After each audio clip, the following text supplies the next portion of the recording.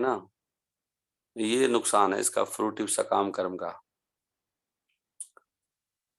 सकाम जो भक्ति है ना, ये बड़ी खतरनाक है।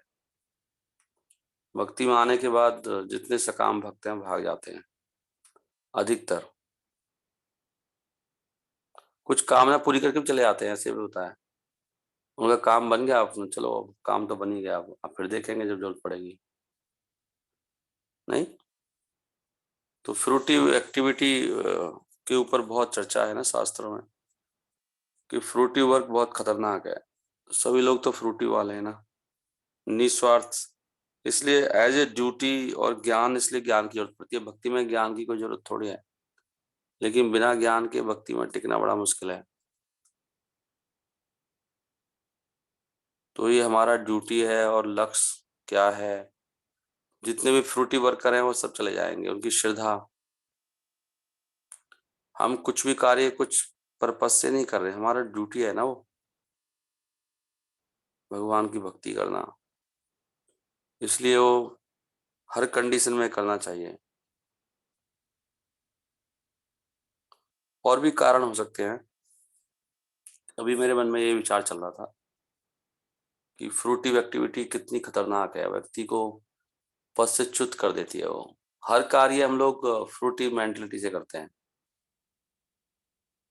और जीव को भोग की लत तो लगी ही है। नहीं, हर जगह वो भोग सोचता है, उसको अच्छा लगना चाहिए। वो ये नहीं सोचता कि मेरा इलाज इलाज कैसे होगा। आसक्ति इन सेल्फ इज भौतिक but not for Krishna, hence expecting for self is the cause treating it as a business transaction. हाँ, उन्होंने भी लिखा है, अमर कौशल प्रभु जी ने। बिजनेस ट्रांजेक्शन कर रहा है वो। हो गया तो काम अपना, बिजनेस खत्म हो गया या हमारा काम बना नहीं, दोनों केस में चला जाएगा ना व्यक्ति। काम बन गया आपका तो चलो फिर अब, और नहीं बना तो वैसे यहाँ क्या करना है, यहाँ काम ही नहीं बन रहा है हमारा। तो आप भी जितने हैं, अभी अभी 40 भक्त हैं, सुन रहे होंगे, तो आप में से भी कुछ जाएंगे जो सुन रहे हैं अभी। सब तो टिकने वाले नहीं है, और ये भी कारण है अपराध से भी चले जाते हैं, ये भी कारण है।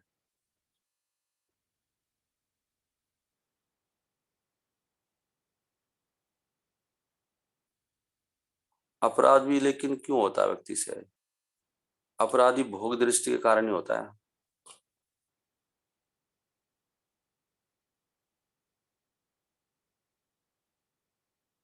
मुख्य कारण तो भोग ही है ना हर चीज का। तो मैं कुछ ऐसे विचार कर रहा था। एक तो मैं पता नहीं वो किताब, वो ब्रह्मचर्य किताब में एक कई भक्त मुझसे प्रश्न पूछते रहते हैं कि जब माया सामने आती है ना प्रभु जी, फिर कुछ भी दिमाग में नहीं रहता है। तो ऐसा उसमें लिखा ही है उसमें ना, कि माया 5 तीर चलाती है। वो पहले सब कुछ भुला देती है आपको ना, उसका यही असर है। वो स्टेज है, 5 5 तीर लगाती है माया। और सबसे बड़ी बात है कि आप सब कुछ भूल जाओगे, कुछ भी याद नहीं रहेगा। कुछ भी, उसकी पावर है माया की है। तो एक अच्छा उदाहरण देते हैं हमारे आचार्य, कि भक्ति में और ज्ञान में हम चर्चा कर रहे थे ना उस दिन, कि भक्ति और ज्ञान और बाकी कर्म योग, ध्यान योग वगैरह में क्या फर्क है। याद है आपको किसी को क्या चर्चा कर रहे थे हम सब? तो उसमें अच्छा उदाहरण ये देते हैं कि बाकी मार्ग ऐसे हैं, जैसे जैसे वो बंदर का बच्चा होता है ना, बंदरिया का बच्चा, वो उसने खुद पकड़ के रहता है, वो बंदरिया को गिर सकता है ना वो। लेकिन भक्ति मार्ग ऐसे है कि जैसे बिल्ली अपने बच्चे को उठाती है अपने मुंह में, उसमें कोई चांस ही नहीं है, क्योंकि भगवान उठा के चल रहे हैं ना। तो जो जो लोग अपने प्रयास से, अपने दिमाग से, और जो शरणागत नहीं है ना, भाई हम तो खत्म हो चुके हैं, आपकी मर्जी है कैसे करना है। हम कौन होते हैं निर्णय लेने वाले, कुछ करने वाले? हम तो शरणागत हैं। हमने आत्मसमर्पण कर दिया, जो आप कहेंगे वही करेंगे। गुरु मुख्य पद्म वाक्य चित्ते करिया क्या। ये जो बात है ना, यही फर्क है। एक हरे कृष्ण। बंदर का बच्चा है और एक बिल्ली का बच्चा। तो जब तक ऐसे नहीं बनेंगे तो आगे बढ़ना बड़ा मुश्किल है। भक्ति में जो अहंकार रहता है ना, तो हम लड़ाइयाँ होती हैं, सब अहंकार के कारण ही होता है, सारे अपराध प्रॉब्लम्स। अगर हम शरणागत ले लें, हम क्या किसी को सुधारेंगे, क्या करेंगे। चलो बैठ के माला करते हैं, हरे कृष्णा कृष्ण कृष्ण हरे हरे, हरे राम राम राम हरे हरे। चलो नरसिंह आरती गाते हैं, भगवान की शरण लेते हैं। चलो गुरु वंदना करते हैं, गुरु की शरण लेते हैं, सारा झंझट खत्म एक ही सेकंड में। लेकिन जीव को अहंकार रहता है, मेरे होते ऐसे कैसे हो जाएगा। फिर हम लड़ाई भी करते हैं तो तब करते हैं जब गुरु कहे हमको कि लड़ो इससे, ऐसे करो। अपने आप डिसीजन नहीं लेते, हम पूछ लेते हैं महाराज क्या करें, ऐसे ऐसी कहानी हो रही है। महाराज कहेंगे आप वो जगह छोड़ दो, वहां से निकल जाओ, अभी लड़ने का समय तो है नहीं। महाराज कहेंगे आप वृंदावन चले जाओ, थोड़ा भक्ति कर लो, ज्यादा बैठ के जप कर लो, सेवा कर लो, दूर हो जाओ। तो हमें, लेकिन हम शरणागत नहीं है तो कर नहीं पाते ऐसे, ना माला कर पाते हैं, ना वो कहेंगे भागवत पढ़ लो बैठ के। तो सारी समस्याओं का हल तो है शरणागत जीव को, लेकिन शरणागत नहीं है तो फिर समस्याएं रहती हैं। क्योंकि सोचने वाली बात है, अगर श्रील प्रभुपाद कह रहे हैं कि एक ही सेकंड में अगर हो सकता है डिवाइन लाइफ, तो झूठ तो नहीं बोल रहे। प्रभुपाद जी ने लेक्चर में भी बोला है, कई लेक्चर्स में, एक second, 1 second, it's a 1 minute only, ऐसे प्रभुपाद जी कह रहे हैं, या 1 मिनट, 1 मिनट में आप डिवाइन हो सकते हो। प्रभुपाद जी ने ऐसे लेक्चर में बोला, एक सेकंड नहीं बोला है। उसका यही है कि शरणागति की बात है। तो एक चैप्टर है इसमें, 11th कैंटो में। एक्चुअली मैं क्या बताऊं, मैं ऐसे ना बोल सकता हूँ बट मुझे तृप्ति नहीं होती। मतलब मुझे भागवतम थोड़ा पढ़ के ना, वो कुछ तो उसमें होता है, तो भगवान की वाणी को डायरेक्ट पढ़ते हैं ना, वो बहुत सीधा हृदय में असर करती है। और ये इसी से बच सकते हैं हम। जैसे कि एक भागवत में कहा गया है कि जिन लोगों ने दृष्टि खो दी है कलयुग में, भागवतम उनको दृष्टि देगी ना, भागवतम उनको मुक्त कर सकती है, नित्यम भागवत सेविया। लेकिन भागवतम अंडर गाइडेंस वाले प्रभुपाद भी है, और जहाँ पे समझ में नहीं आए तो सीनियर भक्तों से कंफर्म करना चाहिए। इसलिए भागवत का मतलब दो है, एक श्रीमद् भागवतम और एक भक्त की सेवा। दो सेवा करने से सारी समस्याएं खत्म हो सकती हैं। तो ये जो चैप्टर है 11वें स्कंद का 10वां अध्याय, नेचर ऑफ फ्रूटिव एक्टिविटी, ये जो सकाम कर्म का क्या नेचर है, इसको अगर अध्ययन करें आप अच्छी तरह से, तो हो सकता है भगवान की कृपा हो जाए। ये जो फ्रूटिव एक्टिविटी करने का जो हमारा समस्या है, सकाम कर्म में तो लगे सब,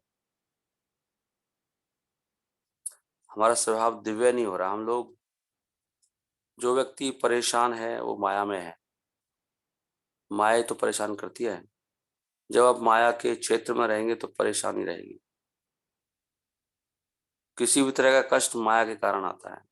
अगर हम भगवान के पलड़े में चले जाते हैं तो कोई कष्ट नहीं है, वहां आनंद ही आनंद है।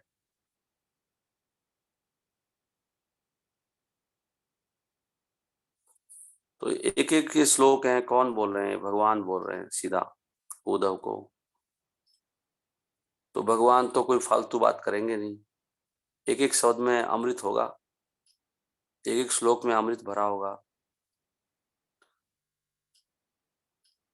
नहीं तो मैं पढ़ूं क्या, भगवान क्या कहते हैं, एक दो श्लोक पढ़ लेते हैं।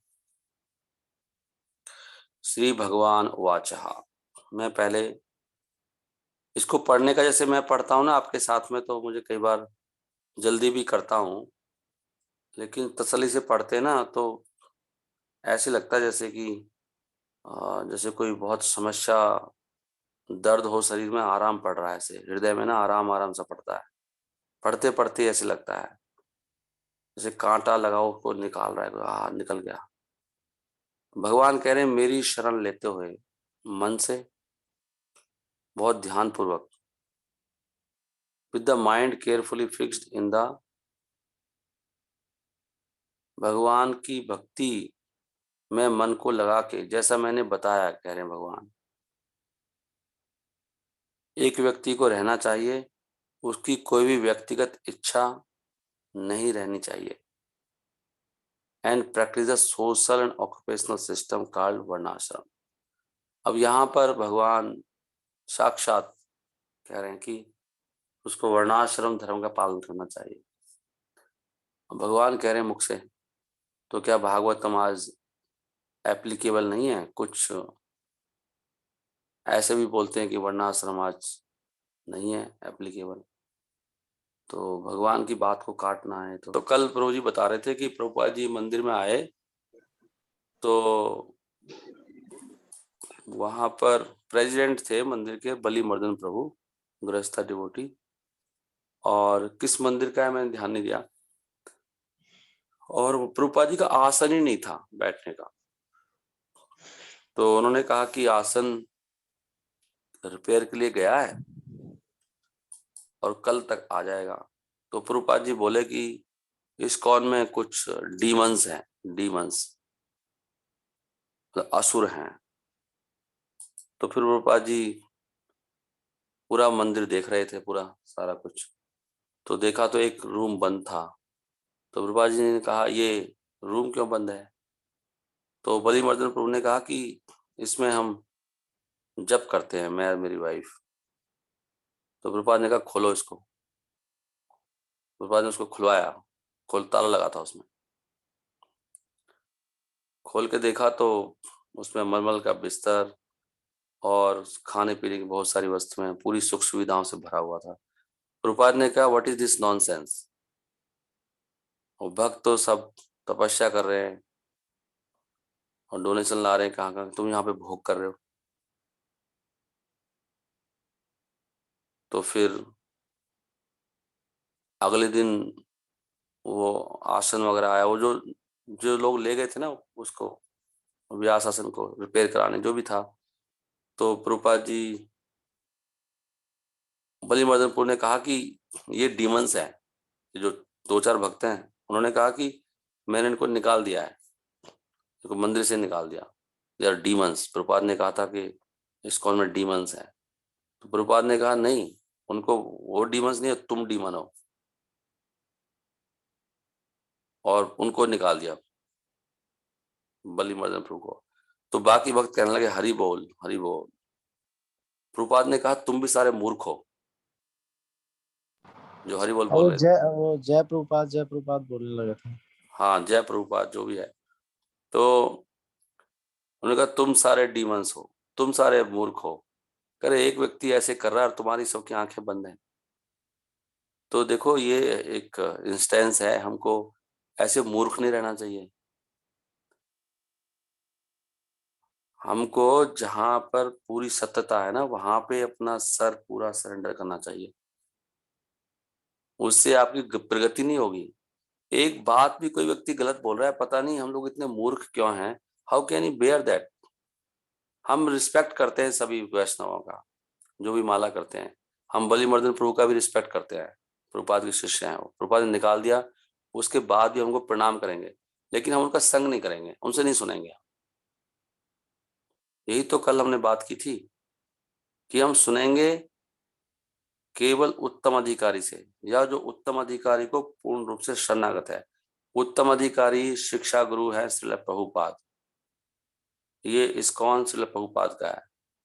इस्कॉन वहां है जहां पर श्रील प्रभुपाद है पूर्ण रूप से, जहां पे श्रील प्रभुपाद की पूरी इंस्ट्रक्शंस का फॉलो करने का प्रयास किया जा रहा है। हम फॉलो नहीं कर सकते, who are we to follow all instructions, लेकिन हम अपनी इंटेंशंस दिखा सकते हैं, हमारी डिजायर है हम ये नहीं कहते कि ये चीज़ आज एप्लीकेबल नहीं है, ये नहीं हो सकता आज, समय बदल गया है।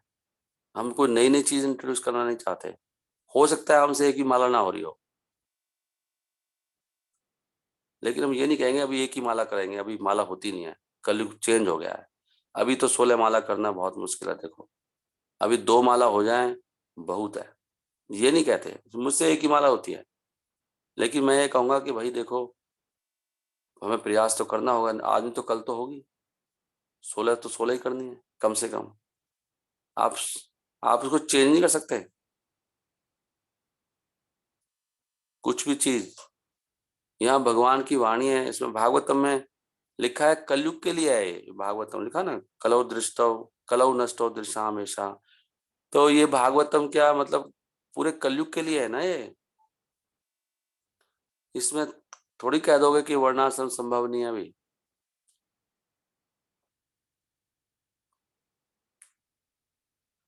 श्रील प्रभुपाद ने कहीं-कहीं ऐसे बोलते हैं कि अभी कहीं नई जगह गए, लंदन में गए हैं और वहाँ कह रहे हैं छोड़ो सब ये इस बस हरिनाम करो। तो उसी स्टेटमेंट को लेके आप ये नहीं समझ सकते बस हरिनाम करना है। प्रभुपाद ने दूसरी स्टेटमेंट भी दी है ना, वो तो उन भक्तों को बोला वहाँ पर बस अभी फ़ोकस इस पे करो, क्योंकि उनसे कुछ होगा नहीं ना। लेकिन सारी इंस्ट्रक्शंस को देखना होता है, एक इंस्ट्रक्शन को लेके नहीं बैठ सकते आप। प्रभुपाद ने बोला ना ये मेरा 50% वर्क बचा हुआ है, और वर्णाश्रम के बिना सब खत्म हो जाएगा, वो भी तो बोला है। तो दोनों को समन्वय करना है। हरिनाम तो मेन चीज़ है, हरिनाम के बिना सब बेकार है। उसके बिना लेकिन जब प्रभुपाद जी कहते हैं कि वर्णाश्रम संभव नहीं है, प्रभुपाद ने ऐसे बोला है। तो फिर लेकिन बाद में ये बोला है कि वर्णाश्रम करना ही होगा, तो इसका क्या मतलब है? तो विरोधाभास हो गया। तो शुरू-शुरू में प्रभुपाद ने बोला, इस्कॉन बनाने के लिए, भक्तों को इकट्ठा करने के लिए, फिर उनको लगा कि now the time has come. अब नए बच्चे को तो ये बोलेंगे कुछ मत करो, बस तुम ये करो। फिर बच्चा थोड़ा बड़ा होगा, बेटा अब ये भी करो। तो ऐसे समझना होता है चीज़ों को। तो ये कल का जो इंस्टेंस था, ये अच्छा इंस्टेंस है, ऐसे प्रभुपाद जी ने मैंने तो उसमें पढ़ा है, मुझे अभी याद नहीं है कौन से श्लोक में लिखा है। चैतन्य चरितमृत के तात्पर्य में लिखा है प्रभुपाद जी ने ये बात कि there are demons in ISKCON. ये बहुत ही बड़ी बात है। उन्होंने तात्पर्य में डाल दिया। प्रभुपाद जी कैसे संत हैं? वास्तव में ऐसा अनोखा निराला संत नहीं आया धरती पर। इतना बिल्कुल साफ शुद्ध, कोई कंप्रोमाइज़ नहीं, किसी का डर नहीं, कोई भय नहीं, ना चेलों का, ना चपाटों का, सीधा वहीं खड़े-खड़े निकाल दिया उनको प्रभुपाद जी ने। प्रभुपाद जी एक बार कहा तुम मेरे मंदिर को बर्बाद कर रहे हो, मेरे मंदिरों को। तो हम अगर हमें प्रभुपाद की कृपा चाहिए, पूरी कृपा, हमें ऐसा बनना पड़ेगा। ऐसे आप छोटे-मोटे स्वार्थों के लिए नहीं, हमें क्या पड़ी है, नहीं, हम सत्य को स्वीकार नहीं कर पाते हैं। अपना पर्सनल भौतिक कुछ फ़ायदा देखते हैं, पूर्ण रूप से शरणागत नहीं होते हैं। पूर्ण रूप से शरणागति के बाद ही तो भगवान मिलेंगे। जैसे कोई सोचे कि अरे नहीं, देवताओं को भी क्यों ऐसे करना है? जब भगवान कह रहे हैं भाई मात्र मेरी शरण लेनी है ना, मेरी शरण, तो कुछ लोग कहते हैं नहीं-नहीं ऐसे कैसे कर देंगे? जैसे भगवान कह रहे हैं ऐसे तो करना पड़ेगा। नहीं-नहीं, उनकी पूजा भी करनी पड़ेगी, अब दुर्गा जी की भी करनी पड़ेगी, शिव जी की भी करनी पड़ेगी, इंद्र भी हैं, सूर्य भी हैं। अब भगवान की बात नहीं सुन रहे आप जो शास्त्र में लिखा है, उनकी पूजा अपने आप ही हो जाएगी। तो फिर ऐसे भक्त जो फ्रूटी मेंटालिटी के होते हैं ना, इसलिए वही लोग सत्य को स्वीकार नहीं कर पाते, जिनकी फ्रूटी मेंटालिटी होती है। वो देखते हैं यहाँ तो ये है, वहाँ ये है, ऐसे। अरे आपका मुख्य लक्ष्य है सही ज्ञान प्राप्त करना और वहाँ पे पूर्ण शरणागति करना, पूर्ण शरणागति, विदाउट पर्सनल डिज़ायर ये आना चाहिए ना, हमें कहाँ है? One should live without personal desire.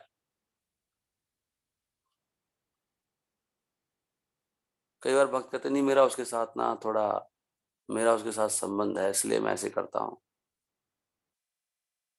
संबंध से क्या लेना भाई, वो मेरा दोस्त है, मेरा उसका लिंक है।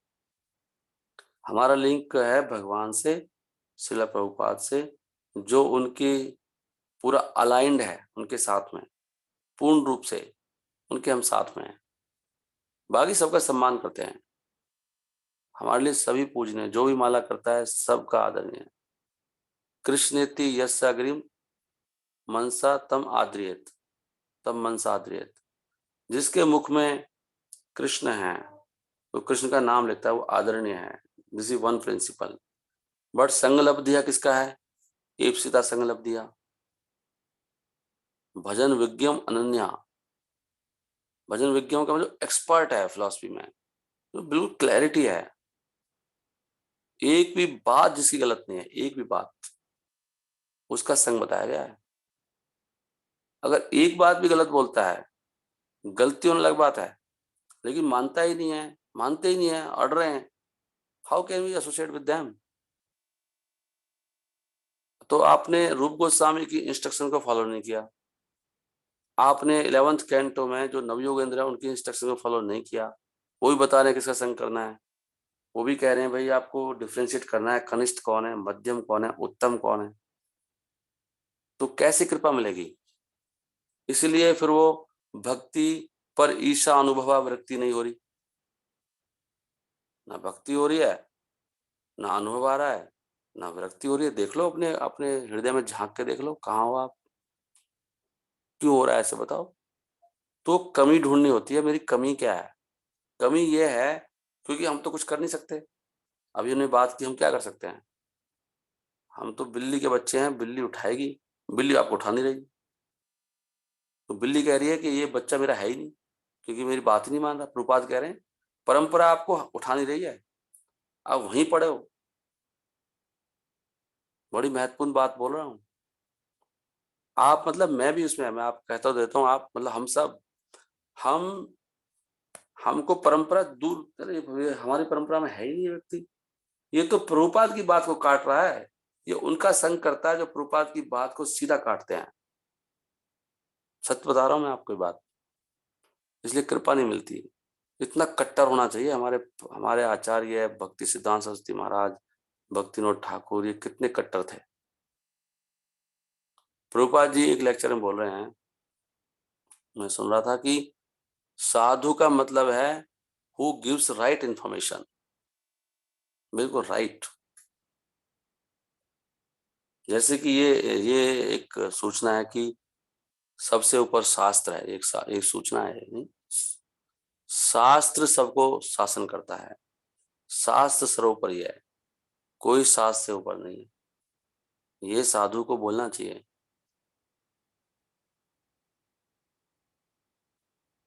सही है कि नहीं है?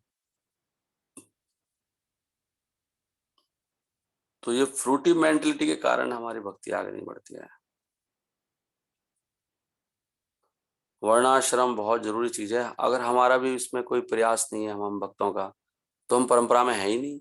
आपकी माला घूमती रहेगी और माला घुमाने से कुछ तो फायदा होगा ही, ऐसे तो नहीं कुछ भी नहीं होगा, क्योंकि भगवान का नाम में तो बहुत शक्ति है। लेकिन नाम अपराध वाले फायदे होंगे खाली, ना नामाभास का फायदा मिलेगा, ना शुद्ध नाम का। और नाम अपराध से लोग नरक में भी जाते हैं, ये हिजोलनेस गौरगोविंद महाराज के मुंह से मैंने सुना है। आप हरिनाम ले रहे हो, लेकिन हरिनाम ही आपको नरक लेके जाएगा। अब आप कहोगे प्रभु कैसी बात है बोल रहे हो आप, क्योंकि आप इतना बड़ा अपराध कर रहे हो, नाम के प्रति, भगवान के प्रति अपराध हो रहा है। भगवान का नाम भगवान से बड़ा है, उस अपराध के कारण आपको नरक में भी जाना पड़ेगा। और उस हरिनाम लेने से हो सकता है आपको आपको बहुत सुविधाएं मिल जाए, स्वर्ग भी मिल जाए, लेकिन स्वर्ग भी मिलेगा, नरक भी मिलेगा, जो पहले से ही मिल रहा था आपको। पाप खत्म नहीं हो रहे ना नाम अपराध से, नाम आभास में पाप खत्म होते हैं। ये नाम अपराध है शास्त्रों का खंडन करना, और वो सुनना। क्यों सुनूं मैं एक ही बात किसी के मुख से? मैं उससे सुनूंगा जो एक ही बात गलत नहीं बोलता है। क्या धरती सदगुरुओं से विहीन हो गई है क्या? क्या परंपरा की कृपा खत्म होगी? क्या भगवान ने कोई गुरु नहीं छोड़ा?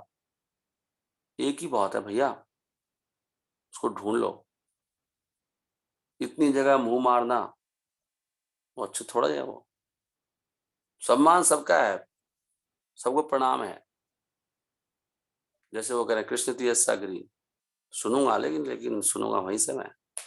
इसलिए सबसे पहले सब भक्तों का ये डिसीजन होना चाहिए कि सबसे पहले मैं श्रील प्रभुपाद को सुनूंगा। हम सब भक्तों की कमी है, इतना यूट्यूब, इतना कुछ, ये प्रभुपाद को सुनना चाहिए सबको, तब जाके ये परंपरा बचेगी। सब भक्तों का कर्तव्य है प्रभुपाद के सारे लेक्चर्स, सारे लेटर्स, सारी कन्वर्सेशन और सारे ग्रंथ पढ़ने चाहिए, तो आपको पता लगेगा परंपरा क्या कह रही है।